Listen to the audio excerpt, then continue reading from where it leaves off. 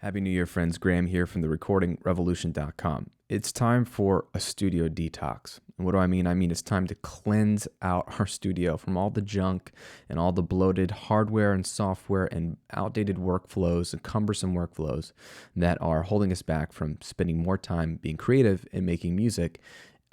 And that's what I'm all about this year. This is pretty much a couple of weeks series I'm doing for myself. You're more than happy to follow along. I'm sharing it with you because I hope it might help, but this is literally what I'm doing myself.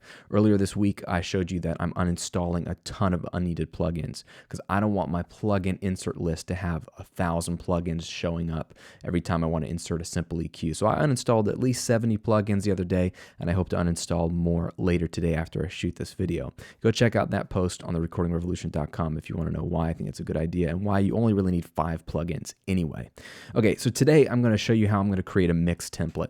If you haven't already made a mix template, then you're missing out. And by you, I mean myself. I used to have mix templates and then I got away from them and I've just simply lost time. I think last year I lost maybe 100 hours of my life doing stuff that I could have already saved inside of a template. Now, it's not a big deal when you're doing it, but it adds up over the course of a year. And I want to save you time. If you already know what a mixed template is, happy clap for you. I did too, and I don't have one. So I'm trying to save time and help myself out this year and show you maybe how I want to view my DAW. So if you're like me, you're staring at a big blank DAW. Doesn't matter if it's Pro Tools, doesn't matter what DAW it is.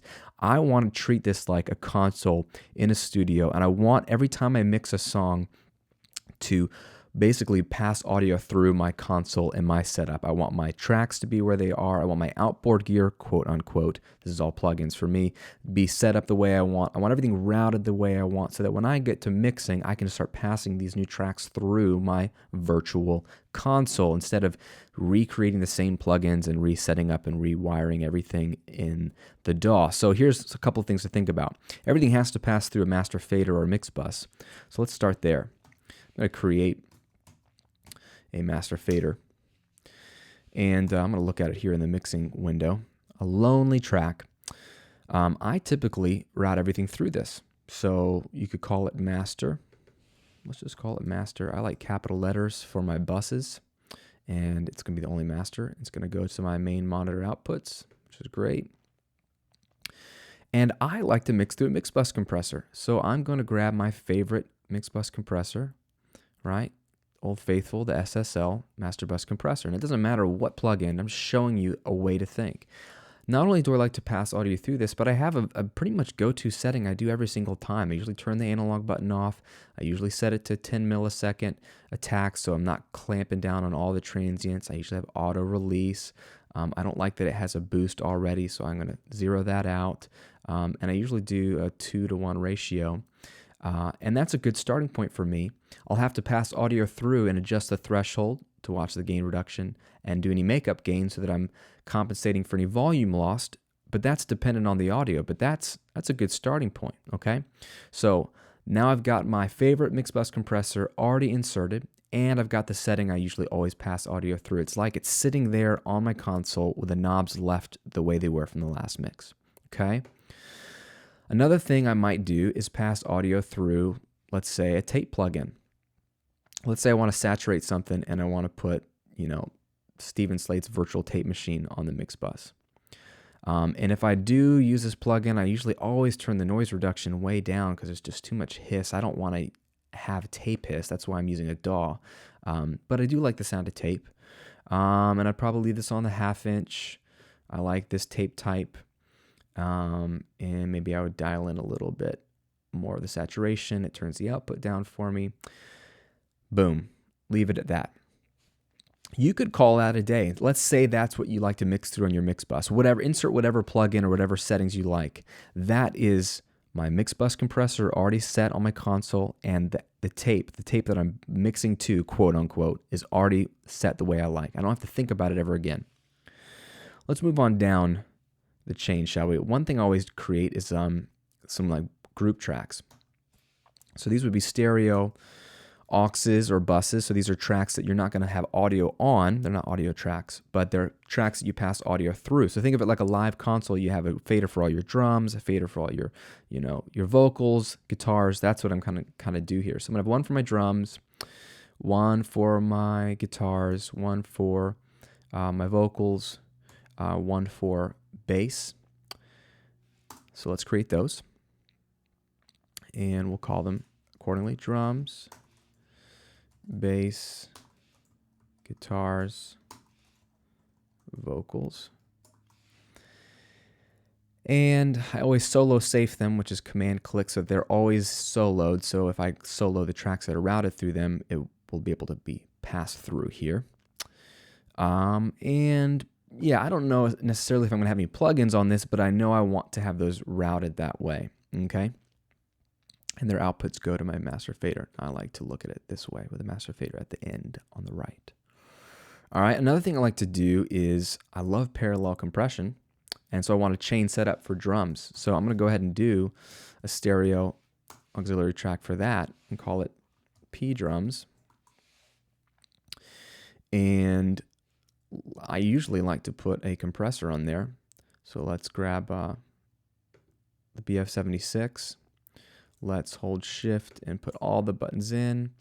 Let's do super fast release, super slow attack.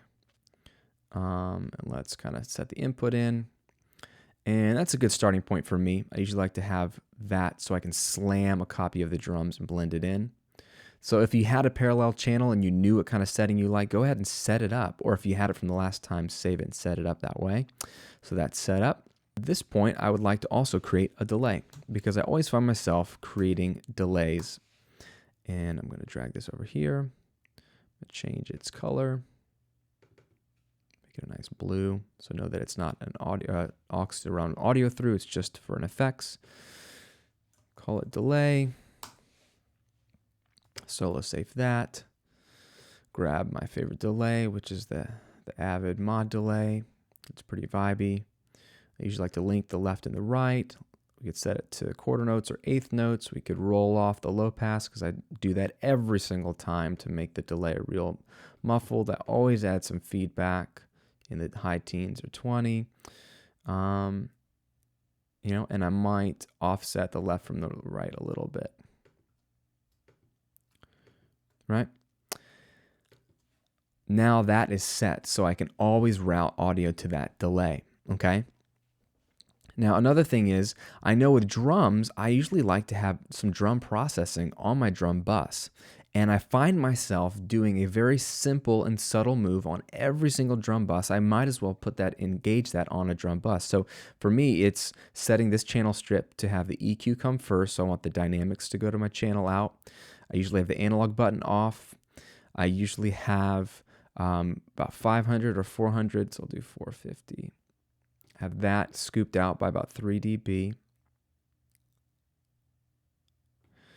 And a little bit of compression, so I'll just have a 1:5 ratio at -20 threshold. Those will have to be adjusted, and I'll have to look at the gain reduction meter, but it's close. And then I usually do a little bit of a shelf boost here, 1.5 dB shelf boost at 8K, because on this plugin and on drums, it usually opens up the top end really nicely, and it sounds real clear and open. And, I usually will have to pull the output down a smidge. Again, this will have to be adjusted, so I'll pull down a dB so that there's no gain boost happening with this plugin. If you follow what's happening here, these are moves that I would spend 5 minutes, 2 minutes, 1 minute at a time doing every single mix. I'd always put in mix bus compression with that same plugin. I'd always get the same setting. I'd always grab tape, usually, or some kind of saturation plugin, insert whatever you like to mix through. I always grab a similar delay setting. I always will do a similar parallel drum bus with slam in compression with 1176 style compressor. I'll always have some kind of notch out on 400, 500 on the drums with a little bit of a shelf boost on the top end and some slight compression on the drum bus to feed all my drums through. It seems to always just kind of glue things together, open them up before I do any individual mixing. I always have tracks that I route my audio through. And I probably lose 30 minutes minimum per mix doing this. And if I'm mixing an album of 10 songs, well, that's 30 times 10, so that's what, 5 hours? Okay, 5 hours of my life per album that I'm losing to doing something that I'm going to do the same every single time. Now, these plugins will change, but these are the starting points, right? These are where I always go to. So why not create a template like this that then you can import your audio into, or the other way around? So that may be the question you're asking, what do you do with this?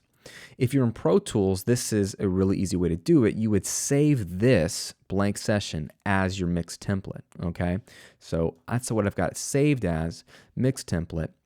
And then when you open up tracks that you've recorded or tracks that somebody has sent you, if you were in a different session, you would be able to import those as session data. So you would open up the track you want to mix, and once you're inside of that, you would choose File, Import, Session Data, and you would navigate to your mix template that you just saved. So for me, that's mix template 2015. That's the actual Pro Tools file. It's not going to let me do it because I'm in another session.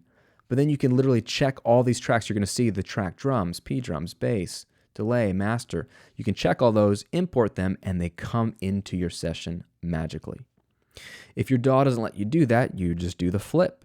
You would open up this session and you would rename this, a copy of this, the name of your song/mix, and then you'd import all your audio into this. So it would build new audio tracks here, and this would be a brand new session that already has these tracks set up, and you just route your audio and mix it inside a copy of this session, okay?